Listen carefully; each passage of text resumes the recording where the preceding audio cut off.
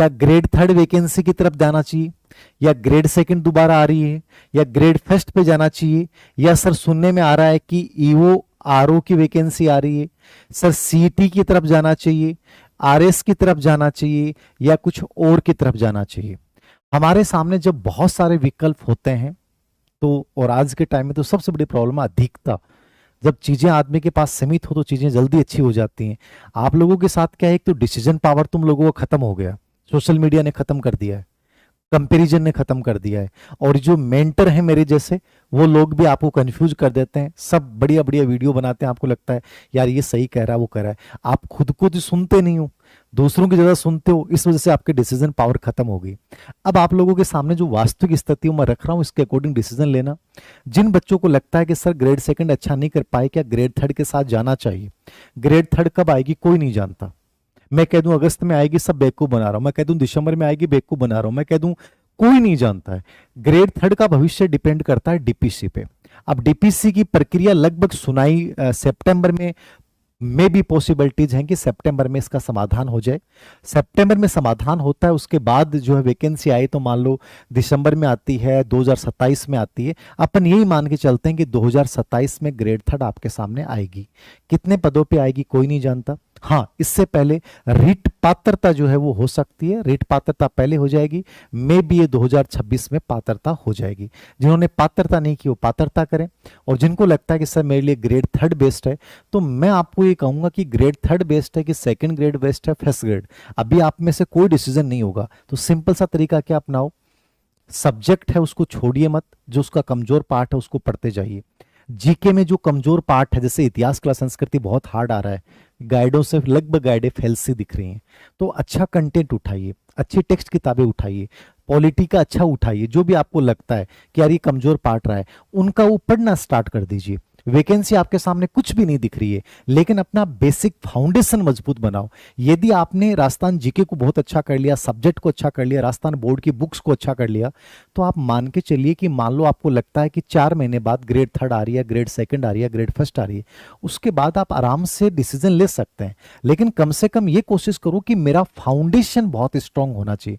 तो सबसे पहले बेसिक जो मेहनत करो ना, वो अपना सब्जेक्ट जीके या साइकोलॉजी टीचिंग मेथड जो पार्ट है इनके अच्छे से नोट्स तैयार करो, इनको बढ़िया स्ट्रॉन्ग तैयार करो, कि जब भी, क्योंकि ये सब में आता है, ग्रेड थर्ड में भी आता है, ग्रेड सेकंड में भी आता है, ग्रेड फर्स्ट में भी आता है, तो लगभग में आता है, तो इसको अच्छे से तैयार कर लें, उसके बाद डिसीजन लें। बाकी वैकेंसी 100% मैं कह रहा हूं ग्रेड थर्ड आएगी।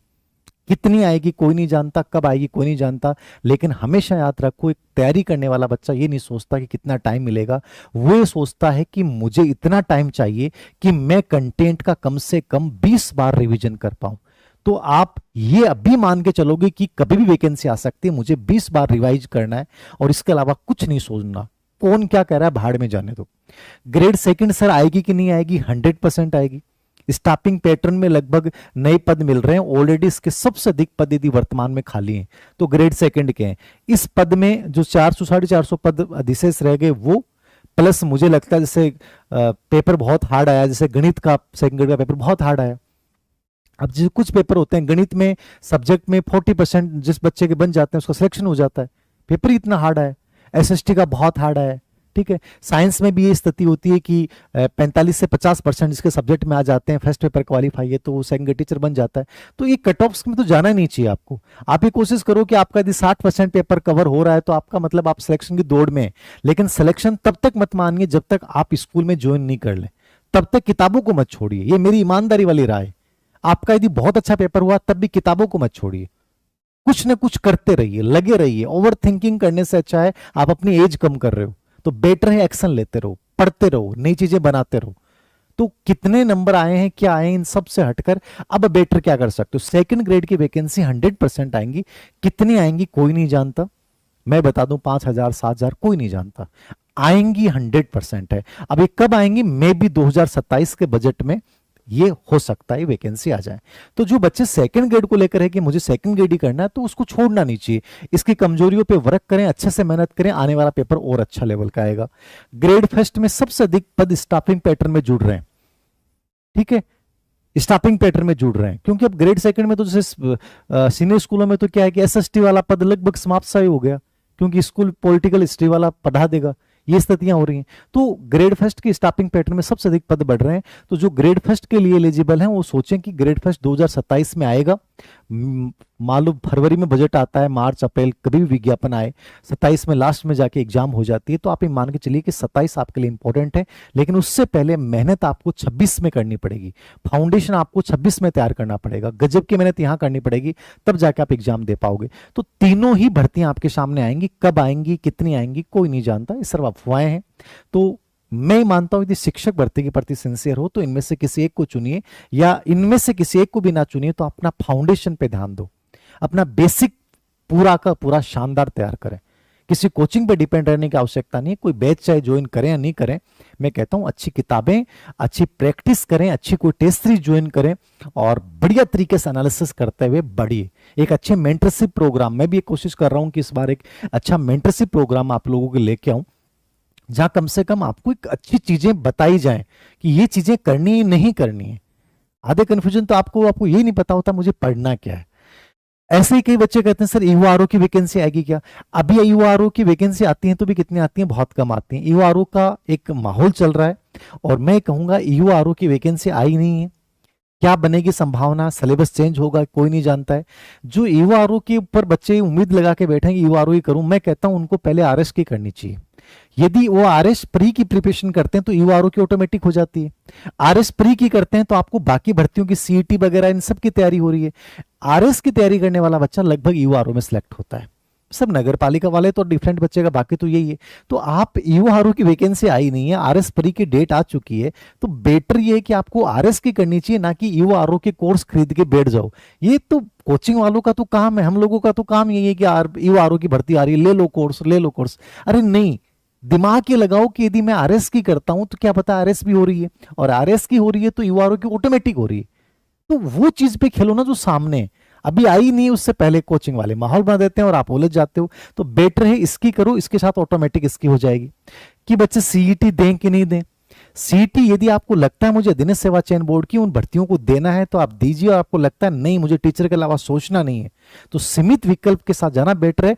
बाकी सीईटी का फॉर्म जरूर भरिए, और हो सकता है आप यदि फाउंडेशन तैयार कर लेते हो सीईटी आपकी वैसे ही हो जाती है, दोनों दीजिए, हो जाएंगी ऐसे ही। क्योंकि कॉन्फिडेंस ज्यादा आता है जब आप तैयारी नहीं करते हो चीज की, तो ज्यादा अच्छा पेपर होता है। ऐसे ही आरएस वाला मैंने बताया कि जिनको लगता है कि ऑलरेडी जॉब में है और जिनको लगता है कि आरएस का सिलेबस मेरे अनुकूल है तो इसकी तैयारी कीजिए। सिंपल सी बात होती है, जब कोई चीज का डिसीजन लेना होता है सबसे पहले अपने इंट्यूशन को सुनिए, भगवान की आवाज होती है, उससे अच्छा कुछ भी नहीं हो सकता। आपको खुद को पता चल जाएगा कि मेरे लिए सबसे बेटर क्या है। पहले उस आवाज को लिखिए कि मुझे लगता है कि मुझे इसकी तैयारी करनी चाहिए। फिर आप देखिए कि यार मुझे इसकी क्यों करनी चाहिए, पॉजिटिव पक्ष क्या है, नेगेटिव पक्ष क्या है। पॉजिटिव पक्ष ज्यादा आते हैं, 60% से ज्यादा आ रहे हैं, इसका मतलब आपके लिए वो सबसे अनुकूल है। मेरी राय माने नहीं माने, उस पॉजिटिव डिसीजन को सुनिए, अपने इंट्यूशन को सुनिए। भगवान आपको 4 अवसर देता है, ये 4 अवसर यदि गंवा दिए 5वां नहीं मिलेगा। इन 4 अवसरों को ढंग से पहचानिए कि मेरे लिए सबसे बेस्ट क्या हो सकता है।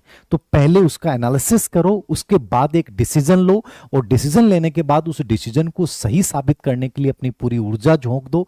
ये ही डिसीजन लेने का और उसको सही साबित करने का तरीका है, बाकी कोई तरीका नहीं है। जितने यूट्यूब पे वीडियो देखोगे, जितने लोगों से बातचीत करोगे, उतने ही कंफ्यूजन बढ़ते जाएंगे। खुद को लगने लग जाएगा यार मैं करूं किसकी, कोई कहेगा ग्रेड 3 कर, कोई कहेगा ग्रेड 2 कर। मतलब मैंने ऐसे बच्चों को देखा है जिनका क्या किसकी तैयारी करो, ईओआरओ की। मैंने कहा कब वैकेंसी आई, बोले सर वैकेंसी आने वाली है बस, और हमने तो कोर्स ले लिया। मैंने कहा सिलेबस चेंज हो गया, तो बोले वो क्या दिक्कत है सर। मतलब बिना भर्ती के आप तैयारी करना स्टार्ट कर देते हो। ठीक है, हो सकता है पद आएंगे कि नहीं आएंगे, थोड़ा सा दिमाग लगाओ, जिसकी ऑलरेडी आपने प्रिपरेशन की है उसी से जुड़िए, उसी को कंटिन्यू आगे कीजिए। और कभी भी हमेशा बड़ी भर्ती को चुनिए, छोटी वाली भर्तियों की तैयारी ऑटोमेटिक हो जाएगी। ये कुछ चीजें आपको खुद को अच्छे डिसीजन लेने पड़ेंगे, ना कि सोशल मीडिया पे सुनकर अपने तय करें कि यार ये मेरे लिए बेटर है कि खराब है। ये मेरे अकॉर्डिंग कुछ बातें थी जो शायद आपको समझ में आएगी। और बाकी जिनके 40% नहीं बन रहे हैं, मैं उन बच्चों को ये कहूँगा डिप्रेशन में आने की आवश्यकता नहीं है। कई बार बहुत अच्छी तैयारी से भी सिलेक्शन नहीं होता, मैंने ऐसे बच्चों को देखा है। और कई बार नॉर्मल तैयारी से भी 40% ज़्यादा नंबर बन जाते हैं। क्यों नहीं बने, उनका कारणों को खोज कीजिए और दोबारा से जुड़ जाइए, क्या पता आपके लिए बढ़िया हो। कई बार खराब से खराब हो जाना, उसमें भी कुछ ना कुछ अच्छा संकेत छुपा होता है ईश्वरीय। तो उस चीज को मान के उसको छोड़िए मत कि घर वालों ने कह दिया बेटा कुछ नहीं होना, तेरी किस्मत बहुत खराब है। ये सब बकवास कॉन्सेप्ट है। मैं फिर कह रहा हूँ, मेहनत को जारी रखिए, चाहे जितनी खराब हालात हो, 4 घंटे पढ़ा जाए, 5 घंटे पढ़ा जाए, चाहे जॉब करना पड़े, लेकिन यदि आपने 4 या 5 साल किसी भर्ती को दिए हैं तो मेरे अनुसार उसको छोड़ देना बीच रास्ते में ये सबसे अधिक मूर्खता होगी।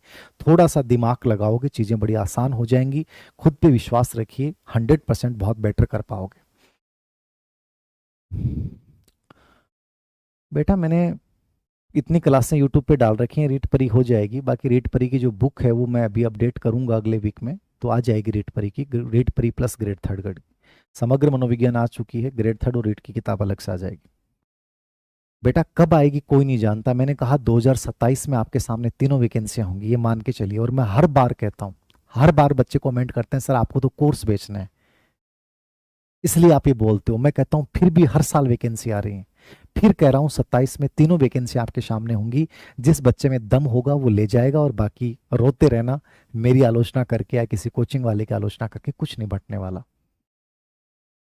मैं यहां आ रहा हूं तो हो सकता है मेरा उद्देश्य कोर्स बेचना हो, समझ रहे। हर टीचर कोर्स डालता है, बेचता है। आप उस चीज पे क्यों ध्यान देते हो, उसका कोर्स क्यों लेते हो? आप ये देखो कि उसकी जो काम की बात है वो सुन ली और उसको अप्लाई कर दिया, इससे जरूरी है। बेटा कोई सेफ स्कोर नहीं होता, आपको पता है। सेफ स्कोर ये है कि जिसका 60% बन रहा है वो सेफ स्कोर अपन मान ले, लेकिन गारंटी नहीं है 60% में भी हो जाए। जब तक स्कूल में ज्वाइनिंग नहीं मिल जाए तब तक कोई सेफ स्कोर नहीं होता है। जब तक स्कूल में ज्वाइन नहीं कर लो कोई सेफ स्कोर नहीं है। ये सब बकवास बातें, 70% पे हो जाएगा। मैं कहता हूं जिस दिन स्कूल ज्वाइन कर लो तब किताबों को छोड़ देना, और जिस दिन स्कूल ज्वाइन नहीं करो ना तब तक इन किताबों को पढ़ते रहो, चाहे कितनी मेहनत करनी पड़े। छोड़ो मत। आपने यदि 10 दिन भी छोड़ देना किताब को तो आपकी जो 1 साल की मेहनत है वो खराब हो जाएगी। 1 दिन 2 दिन चलो आप रेस्ट कर लिए, घूम के आ गए, कोई दिक्कत नहीं है, लेकिन उन पे लगे रहो, मेहनत करते रहो, ये सबसे जरूरी है।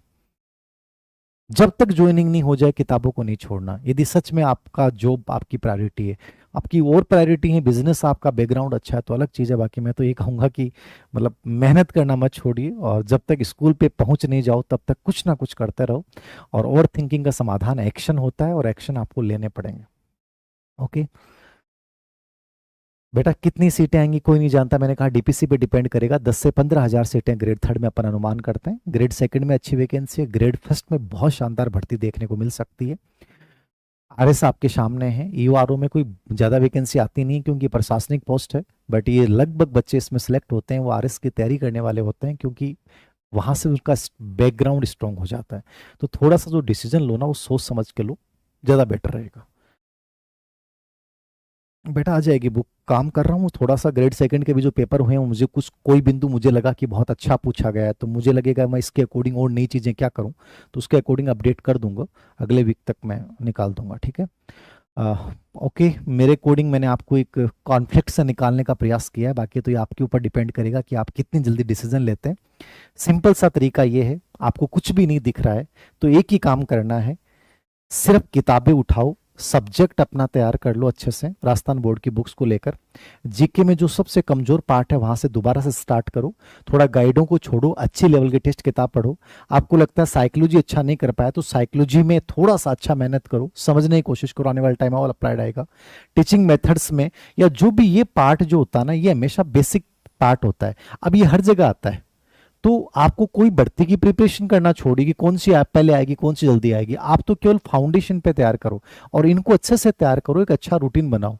और कोई बात नहीं, पारिवारिक स्थिति खराब है तो कोई पार्ट टाइम जॉब कर लो, कुछ भी कर लो, 2-4 घंटे 5 घंटे का कुछ भी कर लो, ठीक है। तो करते रहो लेकिन तैयारी को छोड़ना मत, ये मेरी आपको आखिरी सलाह है।